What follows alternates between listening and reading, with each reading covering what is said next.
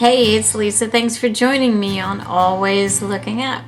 It's been kind of a crazy week here. I've been real sick, so I haven't really been able to make videos. I've kind of kept my head above water in the rest of my world, but you know, this is a response video to Billy CTV's recent video where he talked about some childhood misperceptions and shenanigans with him and his grandmother, and how he thought that this hang glider was a giant bird that was going to, eat this man that was in his clutches.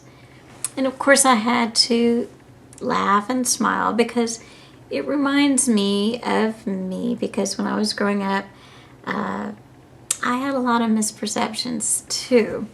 Last weekend was a family weekend, and my family loves, for some reason, to tell stories about me. They seem to get a big kick out of that. And of course, one of the stories that they always love to tell and laugh about is the story of my first flight. My father had just gotten his pilot's license, and so was going to fly us on a trip across Texas. I was very, very excited, being my first time, and like any other 6-year-old, I got all excited and went to the window to look out the window and see what I could see once the plane had gotten to a cruising altitude. I looked out the window and I said, "Mommy, Mommy, come here." And she left the cockpit and she came to me and she goes, "Lisa, what's wrong?"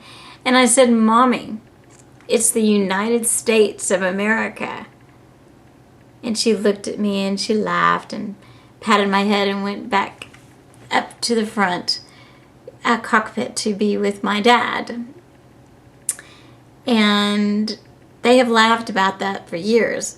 Of course, what I saw was manicured farm fields of every color that you can imagine: green, brown, red, black.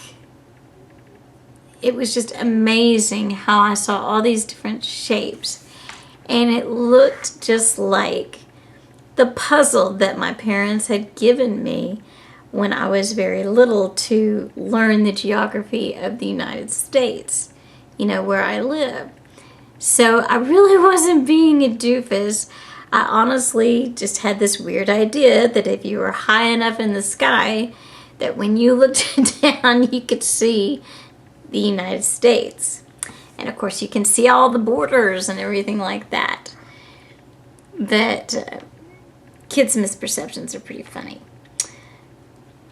They also love to tell the stories of every time that they would drive past a cemetery, no matter where it was, I would always comment on the tombstones, but I would call them birthstones. So that's a free sermon for my pastor buddy's trip in Troy. Feel free to use that if you want to.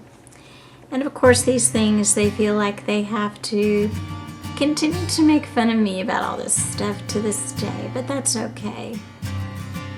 Keeps me in their mind, and I know they love me. So anyway, this is Lisa, and until next week, I'll see you then here on Always Looking Up.